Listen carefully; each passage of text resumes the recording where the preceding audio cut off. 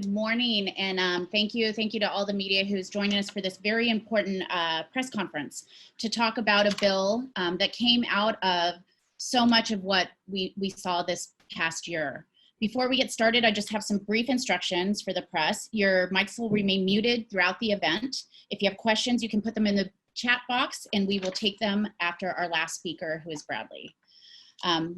I want to especially thank all the survivors who have joined us today, who have really are going to speak firsthand to what some of these injuries of these so-called less than lethal weapons have caused. And that's what this press conference is about. We saw as civil unrest, justified civil unrest was happening throughout our state, often in peaceful protests, that police officers were using things that had previously been thought of as less than lethal. Officers who really were adhering to no state or federal standards because there are none. And so as a result, some of these weapons were used in a way that even the manufacturer had suggested were not appropriate. Fired indiscriminately in crowds, things like rubber bullets or bean bags. We had tear gas and pepper spray used massively just because people had violated a curfew or they wanted people to disperse. And so we set out to create a bill that would have clear standards for the use of these weapons in the future. And so today we're going to hear from some of the people who inspired that legislation, quite honestly, and some of the members who are joint authors on this bill. With that, I'm proud to bring up, and in all honesty, this woman was in San Diego County, and this is the inspiration, my inspiration for initially introducing this bill. I saw Leslie Furcan's story on the news, the story of a grandmother attending a protest, ending up in the intensive care unit in the hospital because of projectile weapons. And so with that, I'll let Leslie tell her story. Unmute yourself, Leslie.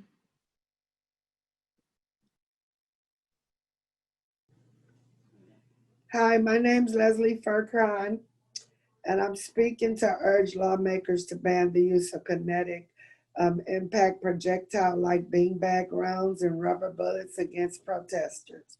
On Saturday, May the 30th, I attended a protest at the La Mesa Police Department that would change my life forever. As a Black woman and a mother, police brutality has always been an important issue to me, but especially since my son was killed this past February during a police pursuit. My heart hurt when seeing the video of George Floyd being murdered. I went to the protest that day because I felt like I had no choice but to join the voices calling for change. I felt like it was my duty to join, both as a mother and as an American citizen. I needed to make my voice heard. I was only at the protest for about 7 minutes before I was shot in the head with the beanbag round. I want to make sure people understand that that was not a beanbag like the kind that kids play with. This was a small bag of fabric filled with lead pellets fired out of a shotgun. I would never forget the pain in my head. It felt like I was on fire. I was bleeding, laying on the ground, and the round was lodged in my forehead. I thank God every day for the kind people who were out there protesting next to me. They helped me up and they drove me to the hospital. I would have died without them. When I got to the hospital, they said the swelling in my brain was so bad that they had to put me in an induced coma. They eventually did surgery to remove the round from my head. I was in the hospital for 9 days where I had to be taught how to pick things up, how to walk. Now that I'm home, I still have a lot of recovery ahead of me. The most difficult part that I have is lost in one eyesight in one eye. I had always been the kind of woman who took care of other people, cooking food for them and helping in any way I can. Now I have to rely on my family to drive me places, to cook for me. The doctors say I might get my eyesight back someday, but nobody knows for sure. I'm trying my best to adjust to the new way of life. I am thankful for my life and my family, but I do not believe that anybody should have to go through what I have gone through. Nobody should be shot in the head and blinded just because they tried to speak up about police brutality. People have told me that these are called less than lethal weapons, but my doctors made it clear in my case. It could have been lethal. These weapons are serious and should not never be shot into a crowd like the La Mesa Police Department did with us. They should never be shot at somebody's head like the officer did to me.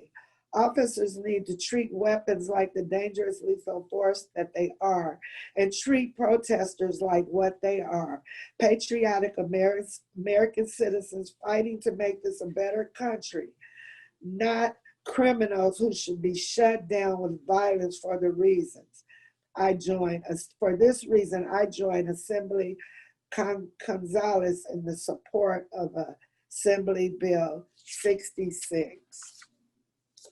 Thank you so much, Leslie, for sharing with us. And I want to point out that we have a couple co-authors with us today. They won't be speaking, but they are here to show their support, including Assemblymember Ash Kalra from San Jose, Assemblymember Wendy Carrillo from Los Angeles, and Assemblymember David Chu from San Francisco. We do have a couple who are going to also be introducing survivors from their local region. Obviously, this has been an issue that has affected us statewide, and so we have, unfortunately, a lot of folks who've been affected by this. But with that, I'll bring up Assemblymember Kevin McCarty from here in Sacramento. Thank you and good morning. Thank you, Assemblywoman Gonzalez, for spearheading this. And this is an issue that has gotten out of hand. We've seen it on the news, and frankly, I saw it firsthand. I live not far from downtown Sacramento, rode my bike down there on May 31st and saw my constituents here in Sacramento peacefully protesting. And I see now the response from our police is a military type response. And the overcorrection is gone too far, which we're going to talk about in a second. So this bill, I'm a proud co-author with you, Assemblywoman Gonzalez, will set clear standards for the use of rubber bullets and less lethal force by law enforcement when we have peaceful protests. We had a number of protests all across our state. Bystanders, students, young and old, healthcare professionals, reporters, were seriously injured for doing what is the American tradition, their First Amendment right to stand up in the streets and share their views. And innocent people should not be attacked by law enforcement for doing what is their First Amendment right. So we have 3 survivors here from my district. One you're going to hear from, and 2 I just want to introduce. Colleen Carberry was present on the 29th of May at a freeway overpass in Oak Park at 12th Avenue and 30th Street. Was injured. Foshay Koner was present at the May 31st protest near Capitol Park, as was Nia Love. Frankly, they're all serious, but this is the one that caught our attention. It's very, very disturbing. One of my constituents from the north area of Sacramento. Nia is a medical assistant and a loving mother of 2 young children. She showed up there on the 31st of May with thousands of Sacramentans outraged by what's happening in our country after George Floyd. But we saw it here in our own town as well in Sacramento a year ago with Stephon Clark. They were showing up to speak up about police brutality and the need for reform. And she was unfortunately shot in the eye by a rubber blind. She's still recovering, but she may be permanently blind in one eye. So these less than lethal weapons and tactics by police, frankly, are much more than that and could be lethal. And frankly, she's lucky that she's alive. Long-term health impacts by Nia, and I'd like to introduce her and ask her to share her story. So Nia, thank you for joining us this morning. Of course. Hello, good morning. My name is Shantania Love. I get emotional, sorry. On May 29th, I was shot in the face with a rubber bullet. I am now permanently blind in my left eye. Not only am I blind, I have a brain injury, which causes me to forget things and mix up my words. I now have to relearn and readjust to life. Things that people do on a normal day now scare me. Like, for example, I'm terrified of getting behind the wheel of a car again. My daughters, 5 and 7, have also been affected by my injury. These rubber bullets have seriously injured, disabled, and have even killed people. These are not less lethal methods, not to me and to the many others that have been injured or disabled by them. The practice of law enforcement to indiscriminately shoot these less lethal arms into crowds, which unnecessarily risk hitting people in the face, need to be banned. Nobody else needs to be injured or permanently disabled by these bullets. No one else needs to experience what this is like. My peaceful protest and activism is not a threat to you, and enough is enough.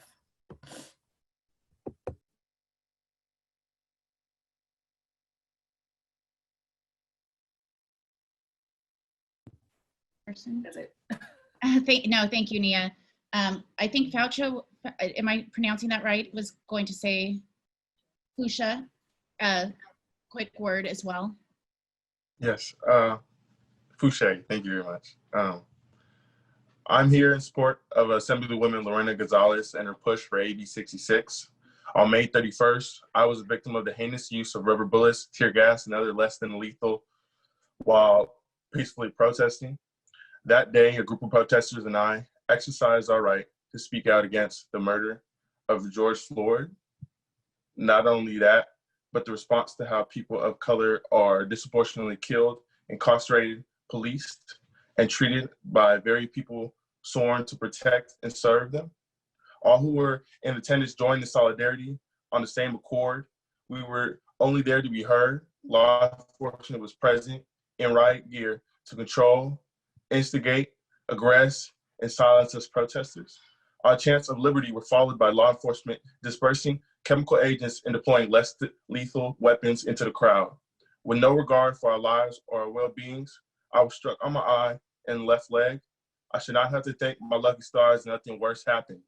Unfortunately, there are now protesters across the country who must live the rest of their lives with permanent disabilities as a result of law enforcement's use of less than lethals. This has created mixed feelings for me in my pursuit and becoming part of law enforcement. I wanted to protect and serve the citizens of my community. Now I question whether I can be a part of an entity that condones police brutality and misconduct. The people, our rights, must be protected from law enforcement's abuse of power. Thank you so much. And I think we're going to have a quick word from Colleen as well. Colleen, there you are. Unmute yourself, Colleen.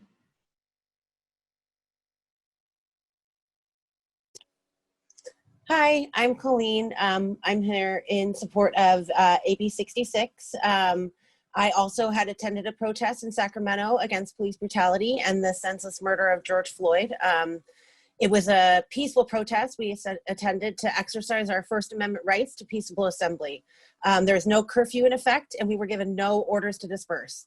There was a loud bang, and I was hit in the eye with a projectile. I lost my vision. I was knocked over by a force, and all of a sudden, my eyes, nose, mouth, and skin began to burn. I'd been shot with a projectile in my face and tear gassed. I couldn't breathe, my lungs burned, my skin felt like it was on fire.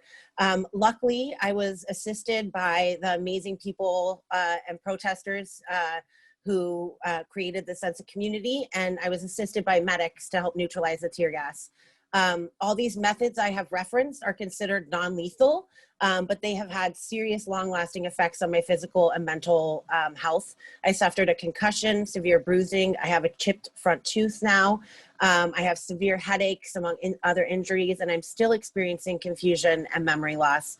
I also broke out in hives in my torso, entire chest and thighs for 3 days from the exposure to tear gas. And I've had long-lasting effects on my reproductive health that I'm still seeking answers and medical care for.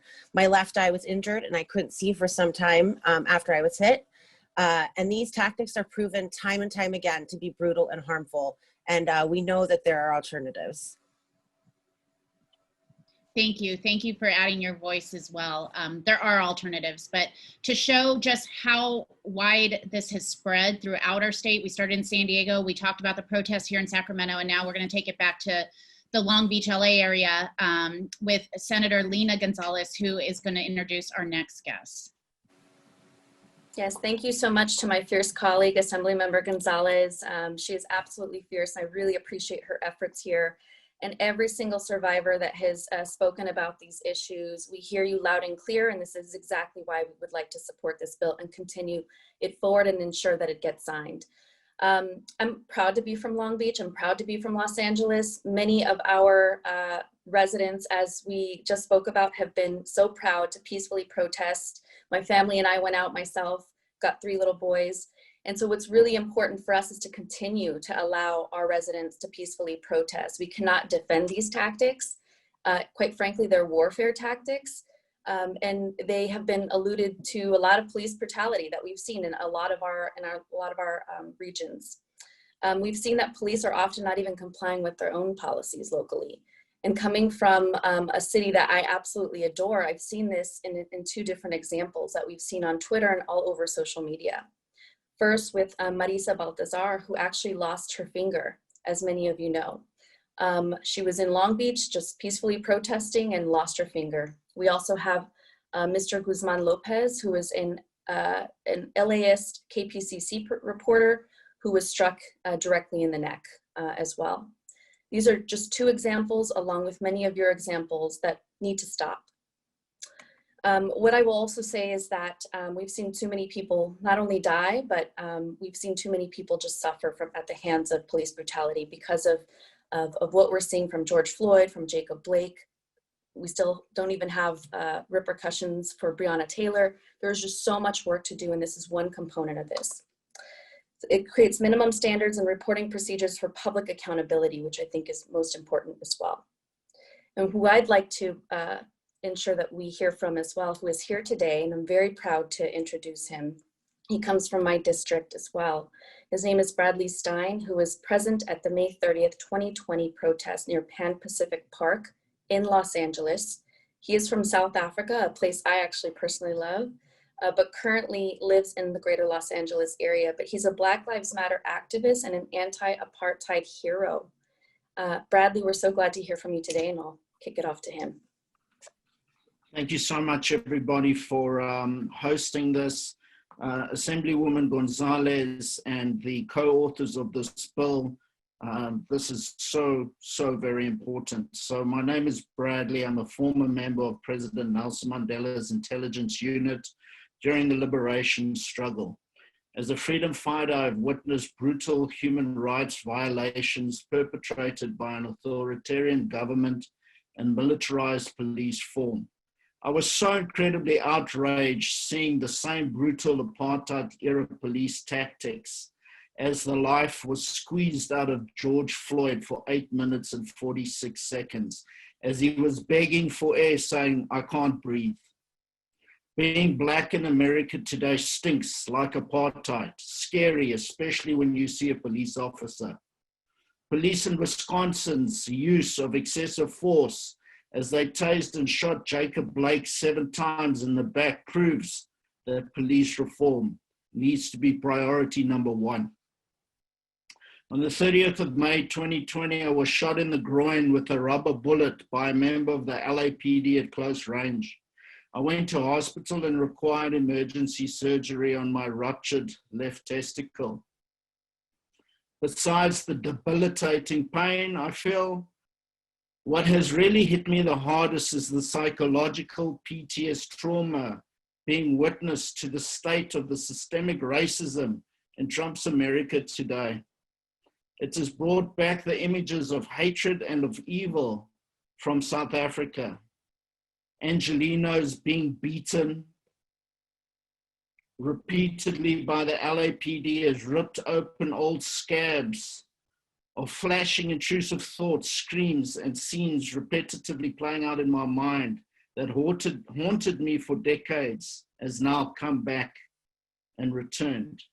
I do not want to see other Californians to go through the same pain. Shouldn't we have learned from history by now? We should keep our law enforcement community in check and get rid of the bad apples. That is why I'm here today, giving my support to Assemblywoman Gonzalez as Bill 66 and protecting Californians from excessive use of force by police at protests. Thank you. Thank you, Bradley, and thank you to all the survivors who, as you know,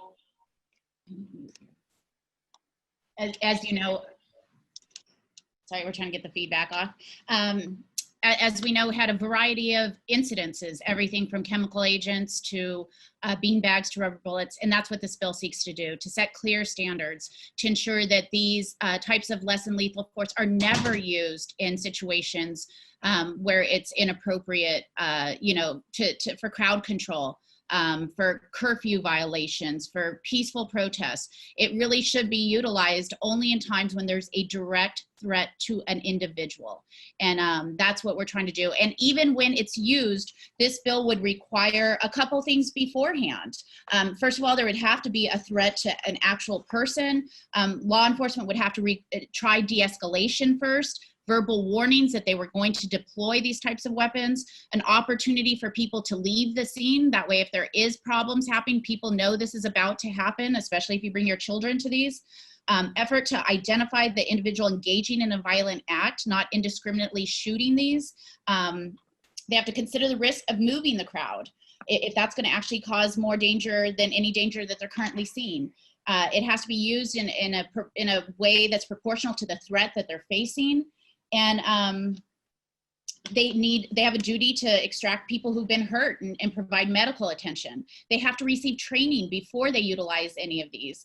And if they're going to shoot the projectiles at a person who is causing violence, it needs to be below the waist. So I think if we adhere to these, we also have a data component, which will allow us something that we don't know, how often people have been hurt by these. You know, we've gathered so many of these stories, thanks to attorneys like Lisa Bloom, who brought us some of her clients, as well as media accounts. I mean, that's where we're finding this. In reality, we know there's probably a lot of other survivors out there that just went home and dealt with their trauma themselves. So we're hopeful that these common sense standards are adopted by the state so that every single law enforcement agent in California will be operating under the same way. And those of us who do enjoy our First Amendment right to protest, especially in these times when we have to protest, it's the only way things are going to change, that we're not risking our own life by simply trying to protest the loss of somebody else's life. So with that, I'd be happy to open this up to any questions of the media. I assume Thank you, Assemblywoman. Yes, I'll take it from here. So we have our first question from Hannah Wiley with the Sacramento Bee. This bill, along with other measures, builds on AB 392 from last year. Did AB 392, that was Assemblywoman's legislation, go far enough if we have seen so many new bills this year continue to crack down on use of force? Before I answer that, and some of my colleagues may want to as well, I do want to give a shout out to the California Faculty Association, who is the sponsor of this bill. They're on here as well. So looking out for, I think, our First Amendment rights every time they can. I think, Hannah, to be honest, at that time we were dealing with police shootings, and that's what we were seeing. And so Dr. Weber did just a magnificent job, something nobody thought was possible in getting that bill passed. But we hadn't really seen up close what we saw this year with the protests, with these less than lethal uses of force. I would bet that a lot of us, most of us, probably didn't even think about bean bags and rubber bullets and tear gas. It just wasn't even in our, we hadn't seen it, and so we didn't know it needed to be addressed. Obviously, we're going to have to continue to deal with police issues. I know there are a number of bills that are out there this year, and I anticipate that they'll continue over the next few years. But this is a start to immediately react to what we saw happen to so many of these victims. And I know I know a number of my colleagues are working on other pieces of legislation if you have specific questions about those. Thank you, Lorena. Next question is from KABC. So we know that peaceful protests can quickly escalate events. They become out of control and end up destroying property or infringe on other folks' rights. What point can police use these sorts of devices? The bill is pretty clear on this. They need to use de-escalation when they're dealing with all of these forms of threats. But these are only appropriate when somebody's life is at risk. If somebody if the police officer is being threatened or another person is being threatened. What we don't want it's an officer to say, yes, there was some vandalism going on, and so this is appropriate. There are a number of other things that they can use, and I think Nia wants to address that as well. I just want to say that there's a difference between protesting and looting. A lot of the time, we're not looting, we're just out there protesting. So they're not the same thing. Thank you for that clarification, yes. But where they see some sort of property damage being done does not give them the right to use lethal or less than lethal, if you will, weapons on the entire crowd. And that's what we're trying to stop. They can handle those people who are causing property damage in an appropriate way, and they can use de-escalation efforts. Thank you. I don't see any other questions in the chat box. I will follow up with our press on the spelling of everyone's names today. I know that that was a question we had, but other than that, I think we are done unless there's anybody that wants to do some final remarks. Thank you all for coming, and thank you to all the survivors for telling their stories. I know sometimes that's deeply traumatizing, so thank you.